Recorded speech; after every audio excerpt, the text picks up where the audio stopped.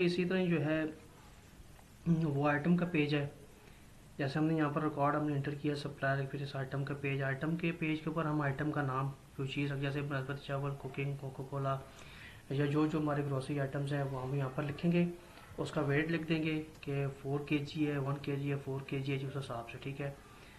और आइटम का कलर अगर है तो लिख देंगे, नहीं है तो हम इसको छोड़ देंगे।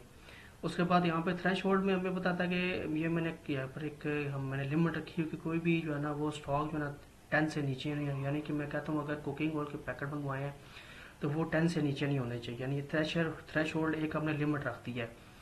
तो अगर थ्रेश होल्ड 10 होगा या 10 से नीचे होगा तो वो लो स्टॉक में चला जाएगा। इसी तरह हम जरिए जब आइटम इंटर करते हैं तो आइटम की हम यूनिट भी साथ में हम बताते हैं कि आइटम की यूनिट क्या है। यानी कि अगर ये कुकिंग ऑयल है तो ये लीटर में है। फिर उसकी कैटेगरी भी हम बता देंगे कि ये कुकिंग ऑयल है, ठीक है। आइटम का नाम है कुकिंग तो उसकी कैटेगरी कुकिंग ऑयल ही होगी, ठीक है। यहाँ पर ये डेटा इंटर होकर सेम इसी तरह यहाँ पर आ जाएगा।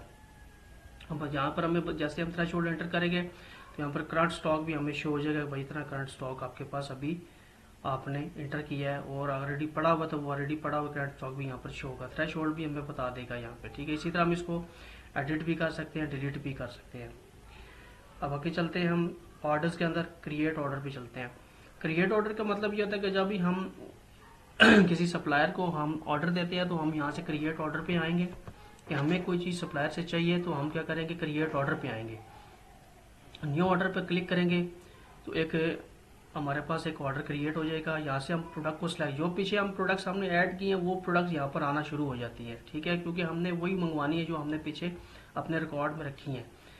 तो यहाँ से हमें, जैसे मैं कोको कोला पे क्लिक करता हूँ और उसकी क्वांटिटी में सवाल के तौर पे यहाँ पर मैं ऐड कर रही हूँ। जब मुझे कोको का 10 बोतलें चाहिए तो इंसर्ट आइटम करूँगा तो मेरे पास यहाँ पर ये उसका डेटा आ जाएगा। चाइल्ड आईडी आ जाएगी, ऑर्डर आईडी ये हमारे पास आ रही ऑर्डर आईडी है, ठीक है। और आइटम आईडी आ जाएगी, ये आइटम आईडी आ रही है। साथ में कितनी प्रोडक्ट हमें मंगवानी है जो हमने यहाँ से इंटर की है वो आ गई है। और इंटर बाय 2 का मतलब है कौन सा यूज़र जो है इस टाइम ये डेटा इंटर कर रहा है, ठीक है। इसको हम यहाँ से क्लिक पे डिलीट भी कर सकते हैं, ठीक है। और अगर जैसे हम इसको फाइनलाइज करेंगे ना तो ये ऑर्डर फाइनलाइज होने के बाद अब ये ऑर्डर फिनिश हो जाएगा। यानी कि ये ऑर्डर हमने बॉटल मंगवा लिए हैं 10, ठीक है। हम ऑर्डर रिसीव के अंदर चले जाएंगे। ऑर्डर रिसीव के अंदर जाएंगे तरी वाले, जब एक सप्लायर को हमने ऑर्डर दे दिया तो ऑर्डर हमने रिसीव भी करना है।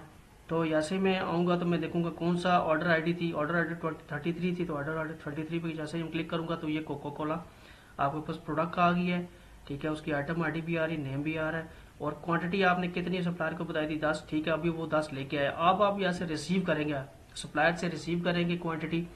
ये आया सप्लायर पूरी 10 लेके आया, कहता है जी, आप कहते हैं ठीक है मैं 10 लेके आया, तो आप यहाँ पर 10 इंटर करोगे। फिर आप उसकी प्राइस इंटर करोगे कि जो सप्लायर आपके पास लेके आया तो पर बोतल कितने की है। मैं कहता हूँ जी पर बोतल 200 की है, तो हम इसको प्राइस इंटर कर देंगे। ऐसे क्लिक करेंगे, ऑर्डर हमारे पास क्या होगा, ऑर्डर हमारे पास रिसीव हो गया, ठीक है। अब ये 10 इसको मल्टीप्लाई करेंगे, इसको मल्टीप्लाई करेंगे तो ये 2000 आ जाता है, ठीक है। प्राइस 2000 आ जाएगी। ये हम सप्लायर को उतनी अमाउंट हम दे देंगे। यहाँ से ऑर्डर रिसीव पे हम बटन पे हम क्लिक कर देंगे, जी हमारे पास क्या हो गया, ऑर्डर हमारे पास रिसीव हो गया है, ठीक है। अब हम चलेंगे सेल प्राइस, पीओएस पे हम पहले नहीं जाएंगे, पहले हम सेल प्राइस पे, क्योंकि हमने अगर जो बोटल्स मंगवाई अब हमने सेल करनी है तो हमने अपनी प्राइस रख के उसको सेल करनी है। सेल प्राइस पे जाएंगे, यहाँ पर हमारे पास कोको कोला ऑलरेडी यहाँ पर मेरे पास इंटर है, ठीक है। तो कोई नई प्रोडक्ट हम एंटर करेंगे तो यहाँ पर आ जाएगी हमारे पास, ठीक है। इसी तरह कोको कोला की आइटम आईडी देखिए 7 है तो यहाँ पर आइटम आईडी 7 आ रही है। तो अगर मैंने उससे 200 की ली है तो आगे मैं उसको 210 रख के उसको बेच रहा हूँ, ठीक है। 10 रुपये मुनाफे के साथ मैं बेच रहा हूँ, ठीक है। ये ऑलरेडी डेटा इंटर है। हम इसकी जगह 210 की जगह 220 कर देंगे ना, ताकि हम 20 रुपये रख के बेचें। तो क्या होगा, आइटम अब उसकी जो प्राइस है ना वो 220 हो गई है, ठीक है। हम एक बोतल जो है कोको कोला की वो 220 रुपये की बेच रहे हैं, ठीक है।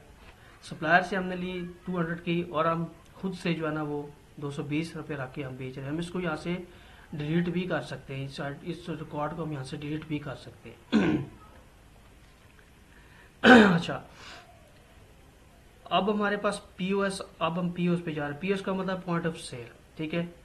पॉइंट ऑफ सेल में हमें वो कोको कोला बताता है कि आपके पास कोको कोला का इस समय जो स्टॉक पड़ा वो 42 बॉटल्स आपके